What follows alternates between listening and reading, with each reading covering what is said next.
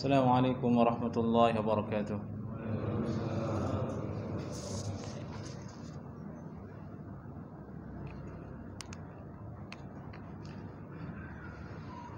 Innal hamdalillah nahmaduhu wa nasta'inuhu wa nastaghfiruh wa na'udzu billahi min shururi anfusina wa min sayyiati a'malina. Man yahdihillahu fala mudilla lahu wa man yudlilhu fala hadiya lahu. أشهد أن لا إله إلا الله وحده لا شريك له وأشهد أن محمدا عبده ورسوله لا نبي ولا رسول بعده أما بعد.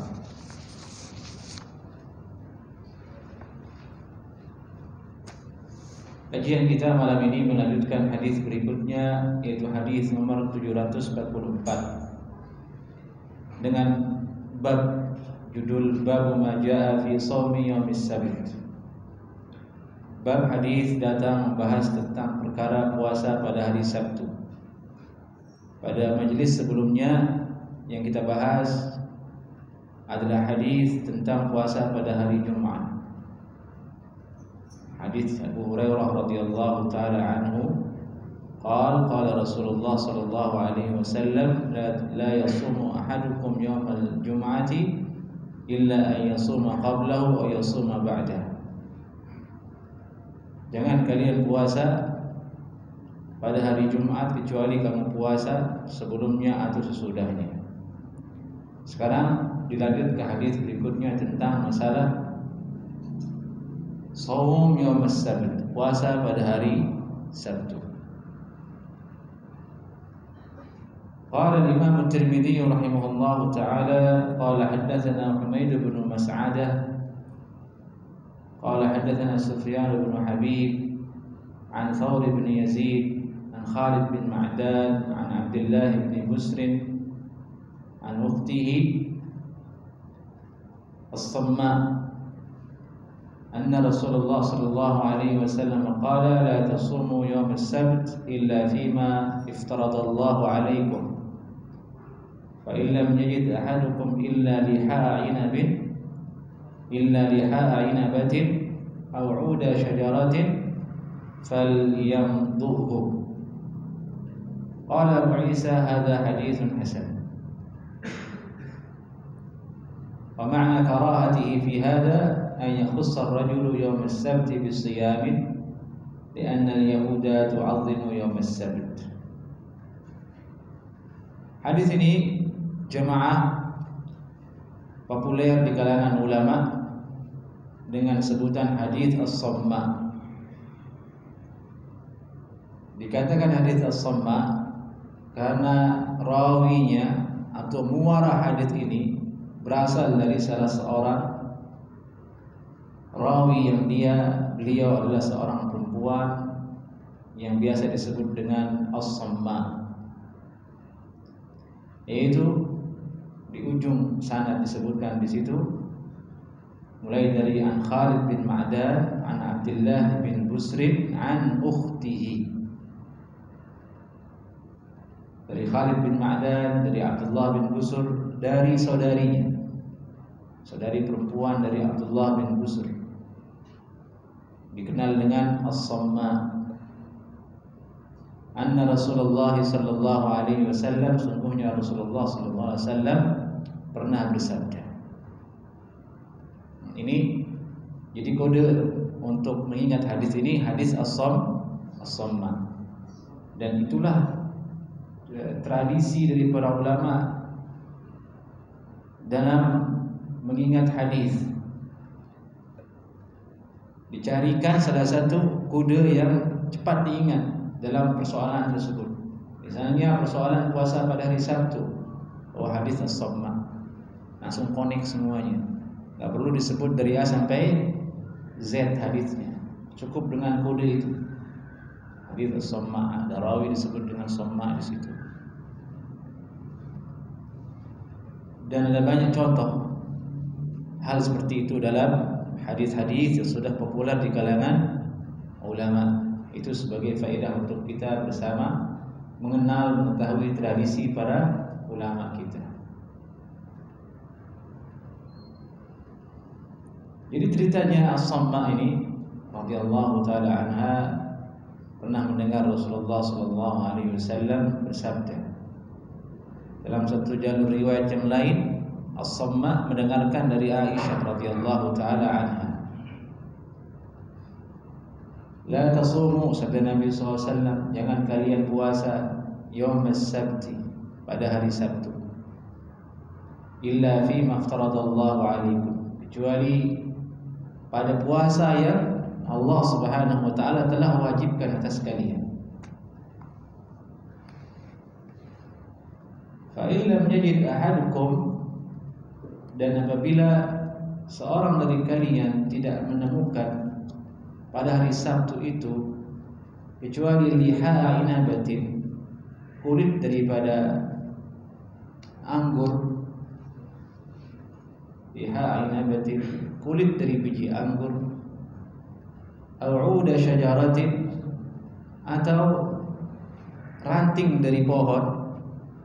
Ya, sampai seperti ini sabda Nabi sallallahu alaihi wasallam, seandainya kamu tidak menemukan pada hari Sabtu itu sesuatu untuk kau makan kecuali kulit dari biji anggur atau kulit dari anggur atau ranting dari pohon, kalian tubuh, silahkan memakannya, silahkan mengunyahnya. Ini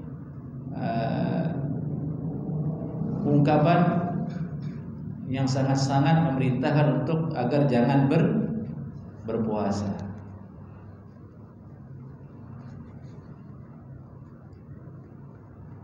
Hadis ini dihukumi hasan oleh Imam At-Tirmidzi rahimahullahu taala, dan hadis ini memang betul hadis yang sahih. Meskipun ada yang mendakwa hadis ini ittirab, tapi telah diluruskan pandangan tersebut oleh Al-Hafiz Ibnu Hajar rahimahullahu taala dalam kitabnya Talkhisul Habir. Dan hadis ini dikeluarkan juga oleh Imam Abu Dawud rahimahullahu taala, dan sepertinya itulah yang sering dipopulerkan redaksinya. La tasumu yawm as-sabt illa fi mafturida alaikum wa in lam yajid ahadukum illa liha 'ainabin aw 'uda syajaratin falyamdhhu.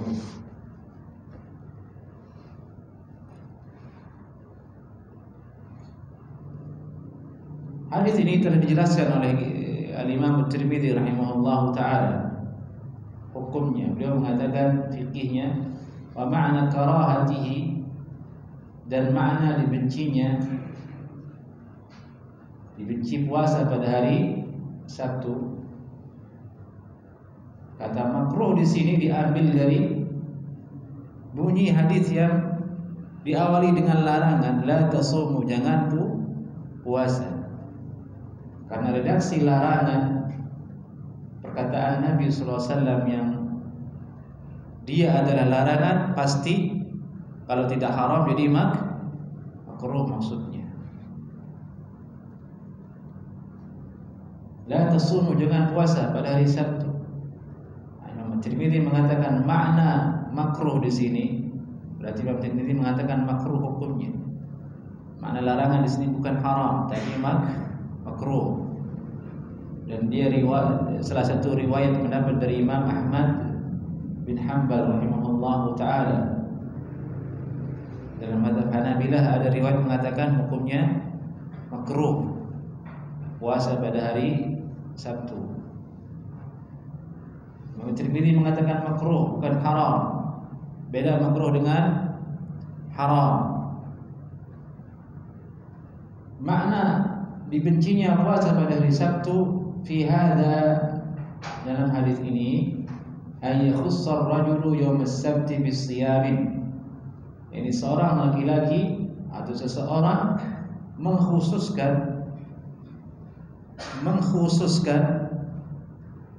puasa pada hari Sabtu. Ini mengkhususkan hari Sabtu itu untuk berpuasa. Padahal hari yang lain ada hari Senin, ada hari Kamis, dia tidak puasa di situ. Yang dia incar adalah hari Sabtu, itu yang dilarang. Itu yang makruh hukumnya. Itu yang disuruh oleh Nabi SAW kalau ada kulit dari anggur atau ranting dari pohon kunyah.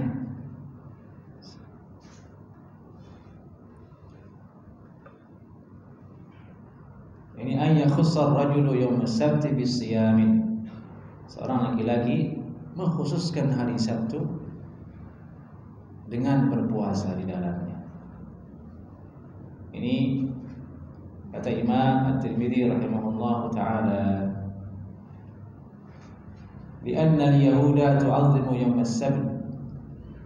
Sebabnya dimakruhkan, dilarang oleh Nabi sallallahu alaihi wasallam karena orang Yahudi mengagungkan hari Sabtu. Orang Yahudi mengagungkan hari Sabtu, di dalamnya dia berpesta pora, dia makan sebagaimana hari raya kita. Maka menurut dia di sini kita selisihi dengan cara berpuasa. Ini menurut Imam At-Tirmidzi rahimahullah taala. Masalah ini kemudian jamaah menjadi masalah yang populer di tengah masyarakat. Karena ada banyak puasa sunnah yang dia bertepatan dengan hari Sabtu. Di antaranya misalnya puasa 6 Syawal berturut-turut. Sudah barang tentu akan ada hari Sabtu di situ.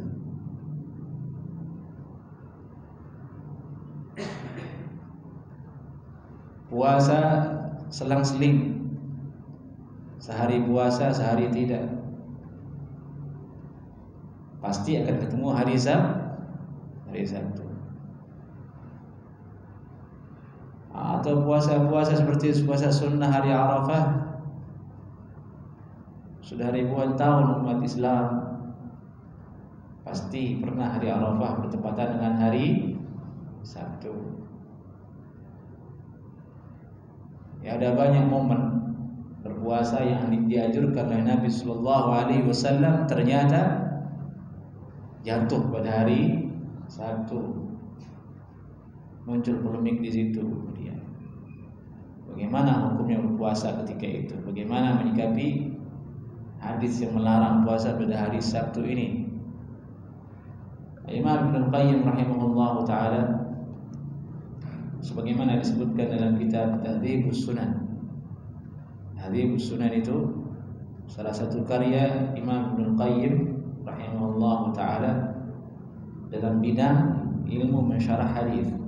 Beliau mensyarah Sunan Abu Dawud di dalam kitab Tahdzibus Sunan itu.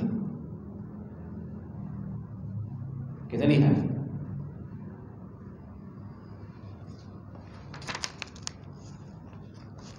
kata Imam Ibnu Qayyim rahimahullah taala, "Waqad ashkala hadha al-hadits 'ala an-nas qadiman wa hadithan." Hadis ini telah menjadi polemik di sisi para ulama qadiman wa hadithan, sejak dulu maupun sampai hari ini.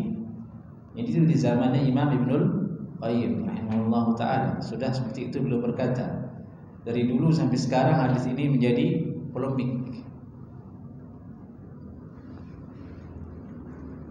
Sebelum kita ada sudah jadi polemik. Biasanya hal yang seperti itu terus akan menjadi polemik sampai hari kiamat. Betul atau tidak? Betul. Di zamannya Ibnu Qayyim sudah jadi polemik, di hari ini masih jadi polemik, masih diperdebatkan, masih menjadi bahasan. Maksudnya hal yang semacam ini, hal yang sejenis dengan masalah seperti ini tidak boleh menjadikan kekompakan kaum muslimin jadi pecah, ukhuwah Islamiyah menjadi pecah hanya gara-gara masalah puasa hari Sabtu boleh atau tidak. Itu puasa ini masalah klasik, sudah ada sejak zaman Ibnul Qayyim rahimahullah ta'ala, bahkan sebelum Ibnul Qayyim rahimahullah ta'ala. Maka seorang wajib bersikap legowo dalam masalah-masalah yang seperti ini. Nah, pasti akan ada dua pendapat. Satu mengatakan pokoknya tidak boleh haram, satu mengatakan oh bukan itu maksudnya. Itu buntut dari perselisihan atau polemik yang ada dalam masalah ini.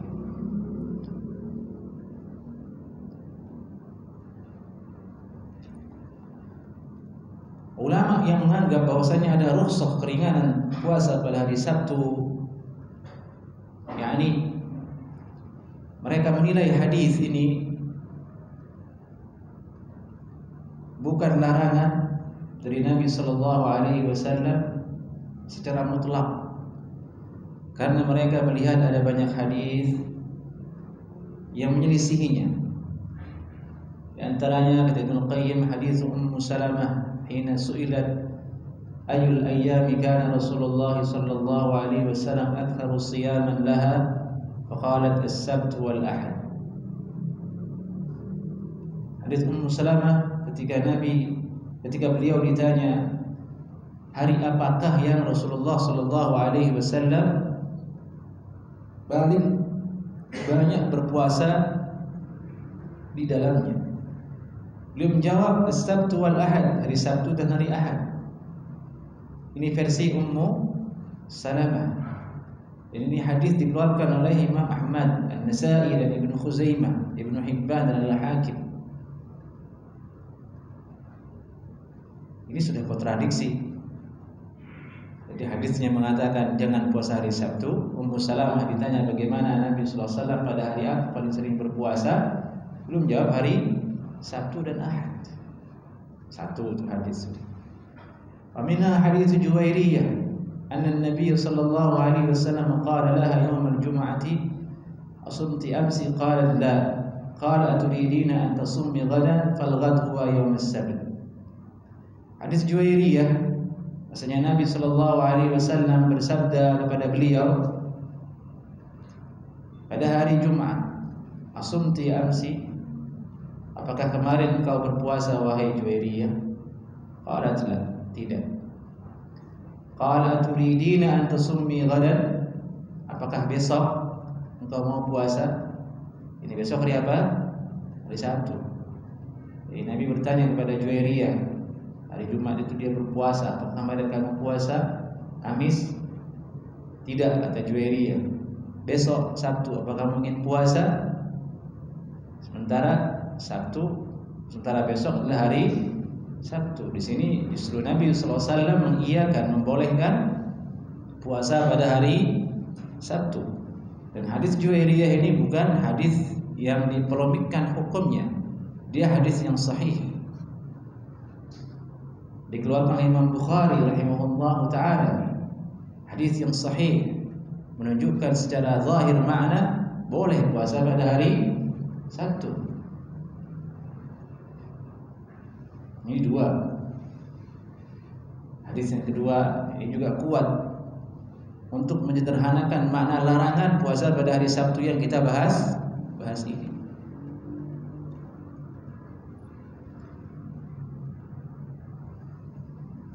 Ada hadis juga dari Abu Hurairah radhiyallahu taala anhu.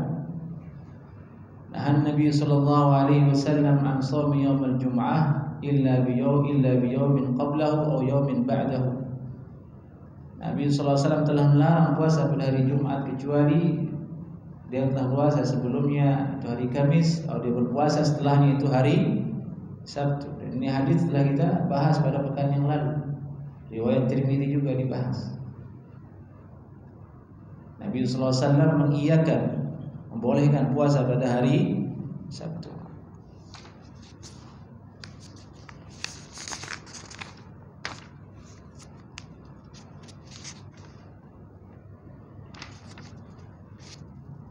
Kemudian Ibnu Qayyim menerangkan, qala man shama ramadhana wa atba'ahu bi sittin min Syawal, siapa saja yang puasa pada bulan Ramadan kemudian disertakan dengan 6 hari di bulan Syawal, maka hari Sabtu bisa jadi masuk di dalam 6 hari tersebut. dan Nabi merintahkan untuk berpuasa. Wa amara bisiyamil bait. Nabi sallallahu alaihi wasallam merintahkan puasa pada hari-hari bait, yaitu 11, 12, 13 di pertengahan bulan. Qad yakunu fiha as-sabt, bisa jadi dalamnya ada hari Sabtu. Wa mithlu hadza katsir, dan hadis semacam ini banyak. Ini yang menyebabkan ulama mengatakan kemudian larangan puasa pada hari Sabtu ini tidak mutlak. Berarti di sini ada dua kondisi yang bertentangan. Hadis yang ini melarang puasa hari Sabtu, sementara banyak hadis lainnya justru menganjurkan puasa pada hari Sabtu. Di antara cara atau metode yang ditempuh oleh ulama adalah dengan menggabungkan dua sisi hadis ini, bertentangan ini. Karena hadis itu jika kedua-duanya sahih dan isinya bertolak belakang, kontradiksi, jalan yang paling bagus itu ialah al-jama' ma amkan, digabungkan maknanya selama masih bisa digabungkan, dikompromikan maknanya selama masih bisa dikompromikan, bukan dibenturkan. Nah, kompromikan hadis ini ya ikhwah sesuatu yang tidak mudah. Bukan keahlian saya, bukan keahlian jamaah, dia keahliannya para ulama.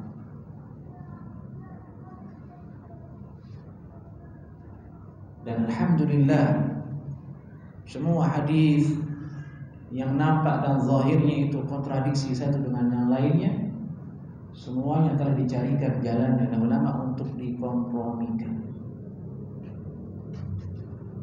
Dan ini penting supaya untuk menjaga ada suara-suara dari orang munafik dan orang-orang kafir menuduh agama Islam banyak kontradiksinya.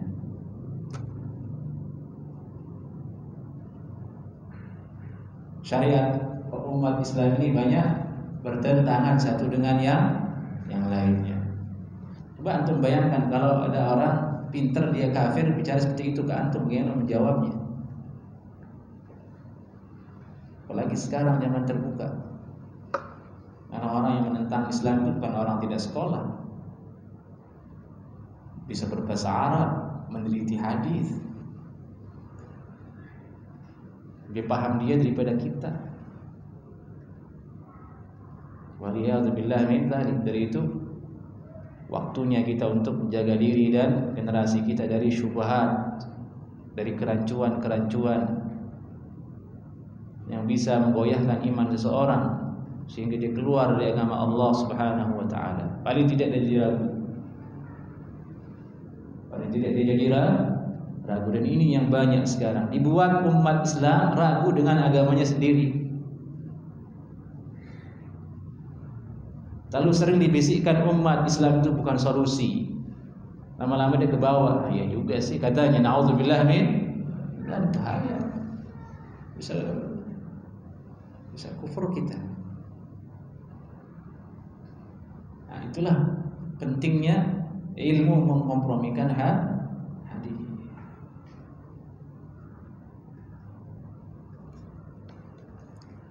Jadi dikompromikan hadis ini, kata Ibnu Qayyim rahimahullahu taala, yumkinu hamlun nusus ad-dalla ala shaumihi ala ma idza shamahu min ghairihi.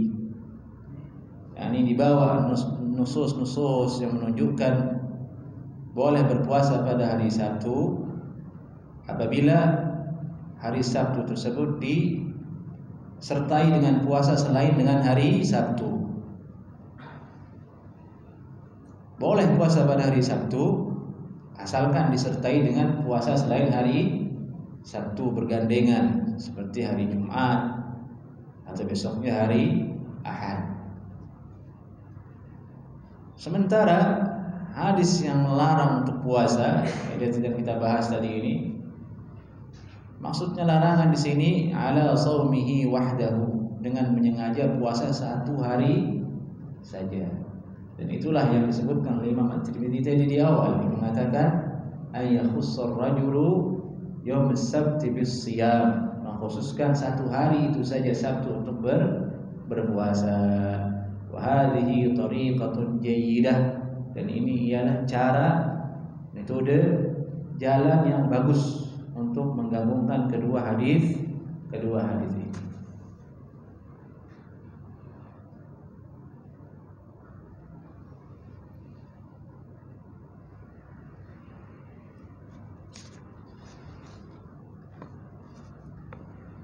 Adapun Imam Abu Dawud rahimahullah taala, beliau berkata, hadza haditsun mansukh. Hadis ini terhapus, tidak diamalkan.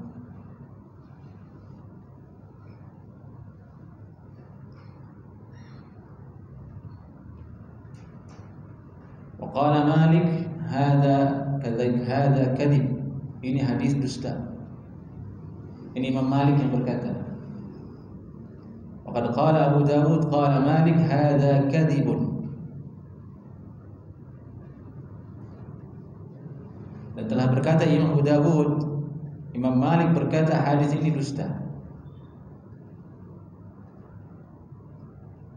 Hadis ini dusta.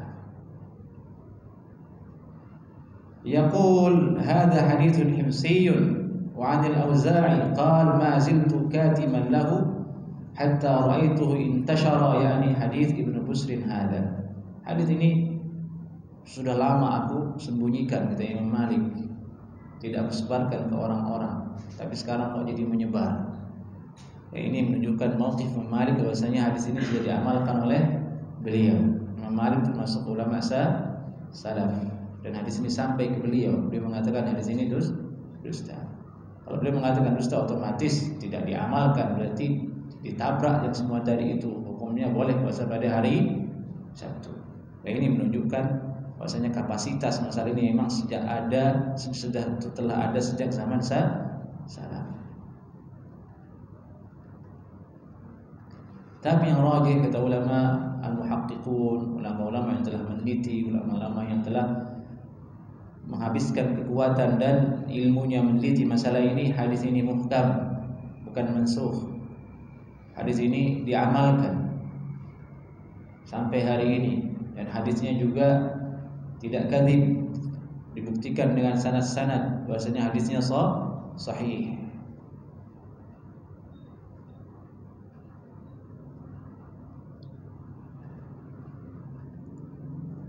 Baik. Ini beberapa faedah yang kita bisa ambil dari hadis larangan puasa pada hari Sabtu. Yang berhati-hati ialah masih ada hari yang lain, hari Senin, hari Kamis untuk kita berpuasa. Jangan buru hari Sabtu. Sudah disiapkan hari untuk berpuasa, hari Senin, hari Kamis, jangan buru hari Sabtu. Kecuali jika hari Sabtu ini bertepatan jatuh dengan puasa-puasa yang kita dianjurkan seperti 6 Syawal, Ayyamul Bid, puasa Arafah, yang rajih kata ulama di situ boleh berpuasa. Boleh berpuasa.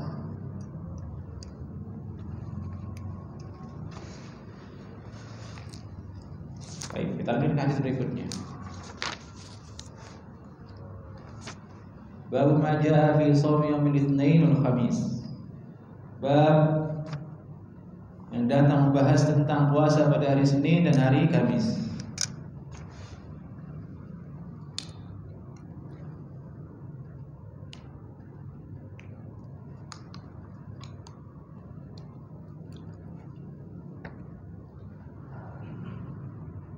قال حدثنا أبو حفص عمرو بن علي الفلاس قال حدثنا عبد الله بن داود عن ثور بن يزيد عن خالد بن معدان عن ربيعة الجرشي عن عائشة رضي الله عنها قالت كان النبي صلى الله عليه وسلم يتحرى صوم الاثنين والخميس. Dari Aisyah radhiyallahu taala anha, beliau berkata, Rasulullah sallallahu alaihi wasallam selalu senantiasa yataharra. Yataharra artinya yani al-mubalaghah fi talab syai'in. Yani maksimal dalam ingin melakukan sesuatu. Serius betul-betul taharra talabul thawab. Bersungguh-sungguh Nabi sallallahu alaihi wasallam berpuasa setiap hari Senin dan Kamis. Itu maknanya taharra, dijaga, dikondisikan dirinya, diupayakan bagaimana caranya supaya bisa puasa pada hari Senin dan Kamis. Nah, ini amalan Nabi sallallahu alaihi wasallam yang bagus untuk kita amalkan bersama. Kita mendapatkan pahala sunnah karena ikuti Nabi sallallahu alaihi wasallam. Yang kedua, kita bisa melatih diri kita untuk terus bersabar dalam menjalani hidup dan taat kepada Allah Subhanahu wa taala. Yang ketiga, kita bisa mendapatkan faedah kesehatan. Karena diakui oleh semua orang yang berakal, puasa itu adalah salah satu cara untuk sehat, cara untuk mengembalikan kebugaran dan kesehatan tubuh kita. Tapi yang kita amalkan adalah tujuan yang awal tadi, mengikuti Nabi sallallahu alaihi wasallam agar kita mendapatkan pahala utuh ikut Nabi sallallahu alaihi wasallam. Adapun urusan sehat itu bonus. Itu bonus. Hadis lainnya dalam bab ini, qala haddatsana Mahmud bin Ghailan qala haddatsana Abu Ahmad wa Muawiyah bin Hisham qala haddatsana Sufyan an Mansur an Khaythamah an Aisyah qalat kana Rasulullah sallallahu alaihi wasallam yasumu min asy-syahri as-sabt wal ahad wal itsnain min asy-syahri al-akhar ats-tsulatsa wal arbi'a wal khamis. Dari Aisyah radhiyallahu taala anha, beliau berkata Rasulullah sallallahu alaihi wasallam senantiasa berpuasa dalam setiap bulan itu pada hari Sabtu, pada hari Ahad, pada hari Senin. Dan pada bulan lainnya berpuasa selalu pada hari Selasa, pada hari Rabu, pada hari Kamis. Hadis ini kata Imam At-Tirmidzi haditsun hasan. Namun para peneliti ulama hadis menghukuminya dhaif, dhaif. Intinya di sini adalah keutamaan puasa pada hari Senin dan puasa pada hari Kamis. Hadis berikutnya masih terkait dengan bab ini. Qala haddatsana Muhammad bin Yahya qala haddatsana Abu Asim an Muhammad bin Rifa'ah an Suhail bin Abi Salih an abihi an Abi Hurairah anna Rasulullah sallallahu alaihi wasallam qala tu'radu al-a'malu yawm al-itsnain wal khamis wa uhibbu an yu'rada 'amali wa ana sha'im. Abu Hurairah radhiyallahu taala anhu, beliau berkata Nabi sallallahu alaihi wasallam pernah bersabda, tu'radul a'mal yawm al-itsnain wal khamis.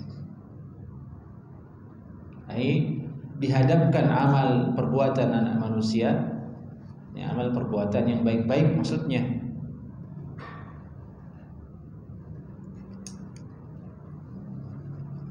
dihadapkan kepada Allah Subhanahu wa taala pada setiap hari Senin dan hari Kamis. Nah, ini berarti maksudnya adalah salah satu hikmah Nabi sallallahu alaihi wasallam berpuasa pada hari Senin dan Kamis.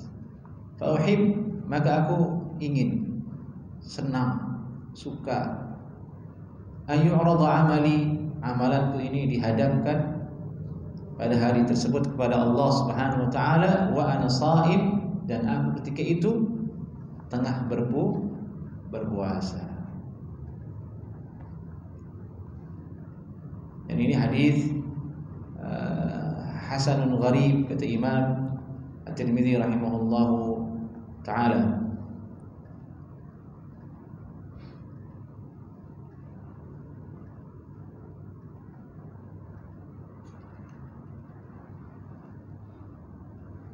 Di sini ada faedah dalam hadis ini, selain dari tentang berpuasa hari Senin dan Kamis, itu faedah aqadiyah, faedah keyakinan, di mana pada hari Senin dan Kamis itu amalan baik manusia dihadapkan kepada Allah Subhanahu wa taala.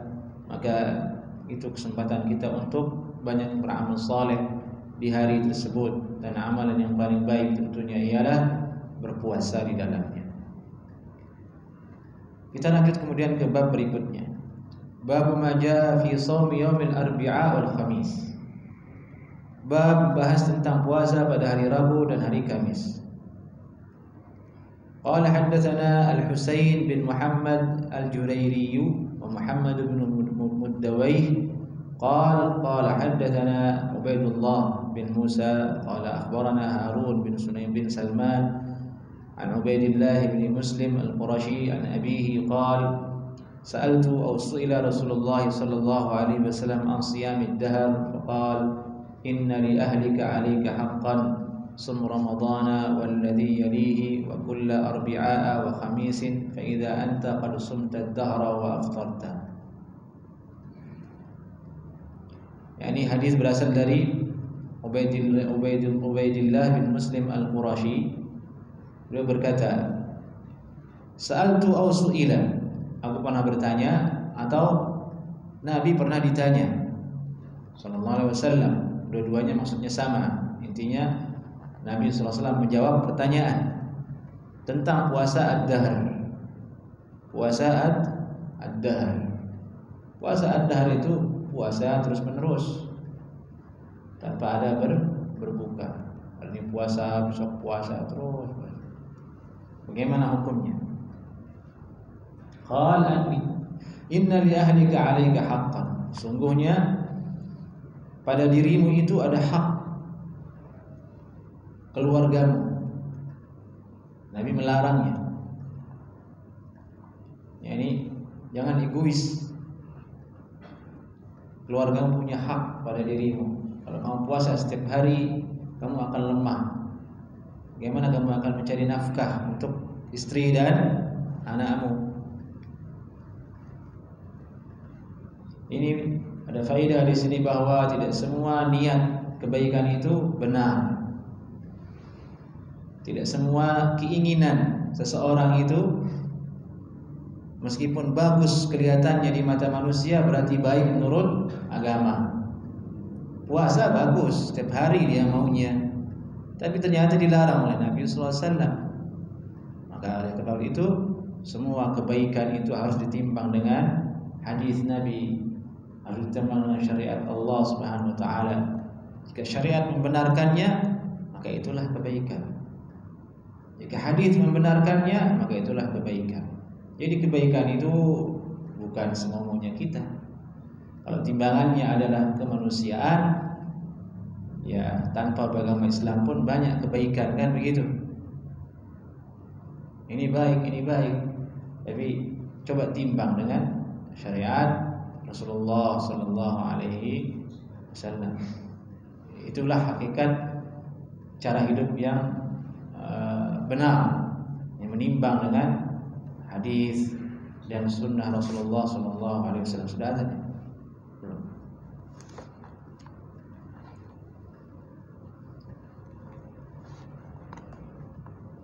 Di sini ada faedah. Nabi sallallahu alaihi wasallam menegurnya, inna li ahlika 'alaika haqqan. Bahwa sekedar semangat ingin ibadah itu tidak cukup. Harus ditimbang dengan syariat Rasulullah sallallahu alaihi wasallam. Benar atau tidak? Sama halnya dengan orang yang semangat ingin keluar 40 hari, 100 hari meninggalkan keluarga dan anak, ingin berdakwah. Itu semangat atau tidak? Semangat. Tapi kan antum punya anak banyak. Tidak cukup hanya bilang ada Allah yang jaga. Kalau tidak ada satpam ya pencurian juga. Jadi masjid ini kan Allah yang jaga, datang juga pencuri itu. Tidak cukup. Allah yang beri rezeki, tidak cukup. Allah ciptakan sebab dan musabab. Semangat saja tidak cukup. Ada orang semangat ingin sholat tahajud dari jam 12 sampai jam subuh. Dia lupa dirinya kerja besok pagi kantor. 5 hari berturut-turut tidak masuk gara-gara sholat tahajud, di DO sama perusahaannya. Susah tidak? Susah. Dia punya anak, punya tanggungan. Untuk dia makan sendiri, akhirnya dijatuh kepada kemelaratan yang lebih tidak baik dan tidak dianjurkan oleh syariat Islam. Nah, itulah bagusnya syariat Rasulullah sallallahu alaihi wasallam. Ini memperhatikan hak manusia itu sendiri. Ini faedah jalilah, sangat penting untuk diingat. Tidak cukup dengan semangat, harus ditimbang dengan sunnah Nabi sallallahu alaihi wasallam. Silakan azan.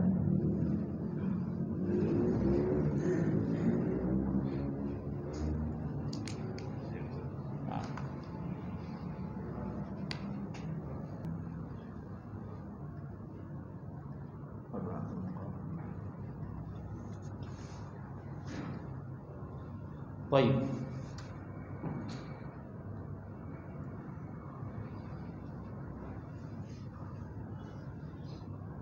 Kemudian Nabi SAW bersabda, "Sum Ramadhana walladhi yalih."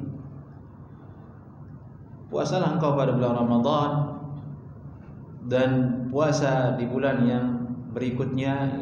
Kata ulama di sini 6 hari di bulan Syawal. Wa kullu arbi'a wa khamis. Dan puasalah kamu setiap hari Rabu dan Kamis.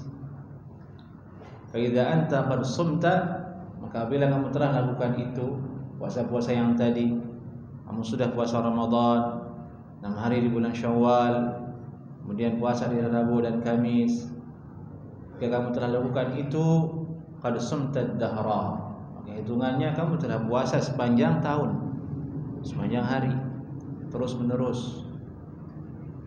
Ini ganti dari puasa ad-dahr yang ingin dilakukan oleh sahabat tadi, ditanyakan oleh sahabat tadi ke Rasulullah sallallahu alaihi wasallam.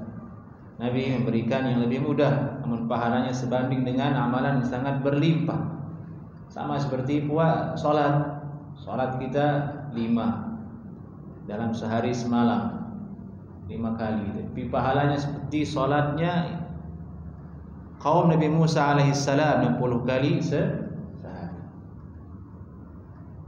Kita syariat yang diberikan, diamanahkan oleh Allah kepada kita bersifat mudah, ringan, bisa diamalkan oleh umat ini, oleh manusia seringan-ringannya, tapi pahalanya luar biasa.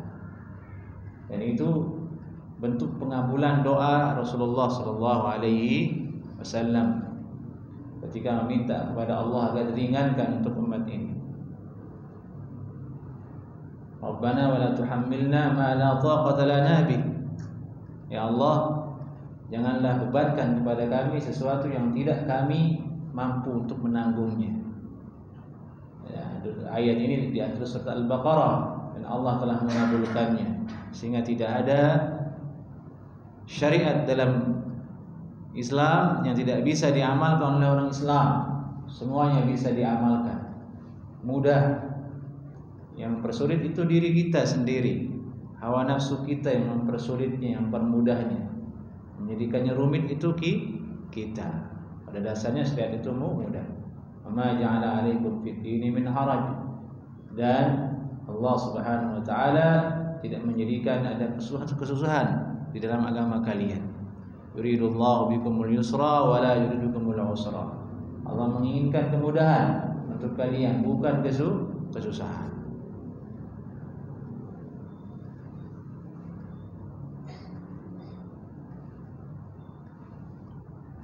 Kita lanjut ke hadis berikutnya. Bab ma jaa fi fadli shaumi yaumi Arafah. Bab tentang puasa, tentang keutamaan puasa di hari Arafah. Hari Arafah itu apa maksudnya jamaah? Tanggal 9 bulan Zulhijjah, di mana jamaah haji sedang wukuf di padang yang bernama Arafah. Semoga jamaah semua diberikan rezeki oleh Allah untuk wukuf di Arafah, kita semua setelah haji, amin.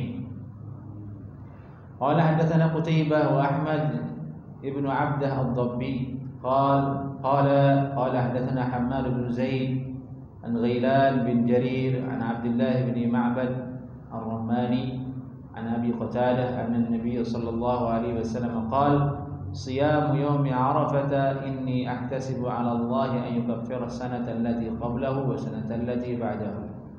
Nabi sallallahu alaihi wasallam puasa pada hari Arafah. Aku menghitung di atas Allah Subhanahu wa taala menggugurkan dosa setahun sebelumnya dan setahun yang akan datang. Ini aku berharap, ini ahtasibu 'ala Allah, itu artinya aku berharap kepada Allah menggugurkan dosa-dosa setahun sebelumnya dan setahun setelahnya. Hadis ini di antara faedahnya menunjukkan keutamaan berpuasa pada hari Arafah. Itu hanya satu hari saja. Dan itu adalah kemurahan Allah Subhanahu wa taala. Dialah Allah yang maha berhak untuk menentukan waktu mana saja yang keutamaannya banyak, waktu yang mana yang keutamaannya tidak banyak. Itu hak Allah. Hak Allah untuk memuliakan suatu ras dibedakan oleh Allah. Hak Allah, seperti misalnya Al-Quran dengan bahasa Arab. Siapa yang menentukannya? Allah Subhanahu wa taala. Tidak boleh kita mengingkari, tidak boleh kita cemburu, dengki. Nanti lama-lama kita bilang Tuhan bukan orang Arab. Ini bahaya. Berbahaya. Kita harus ridha. Kita harus sami'na wa ata'na. Allah yang memilihnya. Allah yang memilih Nabi Muhammad itu dari bangsa Arab. Kenapa kita yang marah-marah? Allah tidak memilih orang Indonesia, ya sudah terima saja. Jadi pengikutnya, sami'na wa ata'na. Itulah kunci kita selamat. Padahal Allah tidak menilai manusia dari rasnya, mau dia orang Arab, mau dia orang Indonesia, mau dia orang Melayu, mau bule. Yang dilihat adalah inna akramakum indallahi atqakum. Bukan warna kulit, bukan hidungnya pesek atau mancung, bukan. Jadi maksudnya adalah apa-apa yang telah digariskan oleh Allah dalam Al-Quran dan Hadis, sami'na wa ata'na. Al-Quran dengan bahasa Arab, Nabi-Nya dari bahasa Arab. Allah memuliakan Ahlul Bait, memuliakan Quraisy. Ya sudah, terima. Itu datang dari Allah Subhanahu wa taala. Kenapa berhaji ke Mekah? Ya Allah yang tentukan. Jangan kita bawa ke arah politik kemudian berkata ini politik orang Arab, ini berhaji ke Mekah biar banyak dapat devisa pemasukan negara. Bisa nggak pindah ke Indonesia ini berhaji? Bisa nggak? Nggak bisa. Mau pindah ke Iran bisa nggak? Nggak bisa. Pindah ke Amerika nggak bisa. Itu Allah yang sudah tentukan. Loh, kenapa kan wukufnya di Arafah ini? Kenapa nggak di lapangan aja yang lain? Ya sudah, sami'na wa ata'na, itu Allah yang sudah tentukan. Kita nggak punya celah untuk mengatur. Antum ma'ana ma'amillah, firman Allah dalam Al-Quran. Apakah kalian lebih tahu daripada Allah? Tidak. Allah yang maha mengetahui, dialah yang mengatur manusia. Bukan kita yang mengatur agama. Kita yang diatur oleh agama. Hanya sedikit faedah tentang keutamaan hari Arafah tersebut. Kemudian hadis kedua dalam bab ini yaitu hadis dengan bab karahiyati shaumi yaum Arafah bi Arafah. Bab pembahasan tentang makruh puasa hari Arafah di Arafah. Ini sekarang bahasan tentang tempat puasanya di mana. Boleh tidak puasa di Arafah? Maksudnya orang yang sedang berihram, sedang berhaji, sembari dia wukuf di Arafah, dia juga puasa pada hari itu, ingin dapatkan keutamaan puasa Arafah yang tadi. Nah, ini yang dibahas di sini. Qala haddatsana Ahmad bin Mani, qala haddatsana Ismail bin Ulayyah, qala haddatsana Ayyub عن عكرمة عن ابن عباس أن النبي صلى الله عليه وسلم أفطر بعرفة وأرسلت إليه الفضل بلبن فشرب. Dari Abdullah bin Abbas radhiyallahu taala anhuma, Nabi sallallahu alaihi wasallam aftara bi Arafah. Beliau berbuka, tidak berpuasa ketika berada di Arafah. Sehingga Fadl mengirimkan susu ke Rasulullah sallallahu alaihi wasallam dan beliau meminumnya. Dalam keadaan berihram ada di Arafah. Ini dalil bahwasanya yang sunnah itu ketika wukuf di Arafah tidak dalam keadaan berpuasa. Dari itu Imam Tirmidzi mengatakan makruh hukumnya berpuasa di Arafah karena menyelisihi cara Nabi sallallahu alaihi wasallam. Kemudian Ada riwayat dari Abdullah bin Umar, dia berkata, hajjajtu ma'an Nabi sallallahu alaihi wasallam falam yasumhu. Aku berhaji bersama Nabi sallallahu alaihi wasallam, Nabi sallallahu alaihi wasallam tidak puasa di Arafah pada hari Arafah. Wa ma'abi Bakar falam yasumhu. Aku berhaji bersama Abu Bakar As-Siddiq, juga beliau tidak berpuasa hari Arafah di Arafah. Wa ma'a Umar falam yasumhu. Bersama Umar juga demikian. Aku berhaji bersama beliau dan beliau tidak puasa Arafah di Arafah. Wa ma'a Utsman falam yasumhu. Demikian juga dengan Utsman bin Affan tidak melakukannya. Ini 4 sahabat. Kalau suatu perkara itu diamal oleh 4 sahabat ini, selesai masalah sudah. Jangan ganggu gugat. Khulafaur Rasyidin, alaikum bisunnati wa sunnatil khulafa ar-rasyidin. Ikuti sunnahku dan sunnah dari khulafaku, yaitu Abu Bakar, Umar, Utsman dan Ali ini. Mereka semua tidak ada yang puasa di Arafah. Ya sudah, jangan selisihi. Kalau kita berhaji, wukuf di Arafah, jangan puasa. Makan, minum. Hikmahnya apa kata ulama? Biar kuat berdoa, biar kuat berzikir. Itu maksudnya. Karena membutuhkan tenaga. Masih banyak yang akan diamalkan setelah wukuf di Arafah. Tidak sempat untuk makan, tidak sempat untuk berbuka nanti. Nah, ini tujuannya, sehingga puasa tidak dianjurkan ketika wukuf di Arafah. Tapi yang terjadi di akhir zaman sungguh menyedihkan. Kalau Nabi sallallahu alaihi wasallam tidak berpuasa di hari Arafah, tujuannya agar banyak berzikir. Sekarang tidak. Kebalikannya. Tidak puasa bukannya kuat berzikir, tapi yang lainnya. Keliling-keliling di Arafah, tidur-tiduran di Arafah, bahkan chatting-chattingan di Arafah, video call dulu ke tanah air 2 jam, 3 jam, semua keluarga. Padahal waktu untuk berdoa. Pamer dulu di sosmed, di Arafah lagi wukuf. Kebiasaan di tanah air kebawa ke tanah suci itu. Maka hati-hati bagi jemaah yang akan berhaji. Perbaiki diri dulu sebelum berangkat berhaji. Habit, kebiasaan-kebiasaan yang jelek itu kita buang. Supaya sampai di Arafah kita betul-betul totalitas menghambakan diri kepada Allah, berdoa kepada Allah, kebaikan dunia dan akhirat. Baik. Ini hadis terakhir yang kita bahas pada malam ini. Insyaallah taala hadis berikutnya adalah hadis tentang puasa Asyura, kita bahas di pertemuan berikutnya. Allahu a'lam. Ada yang ingin ditanyakan jemaah?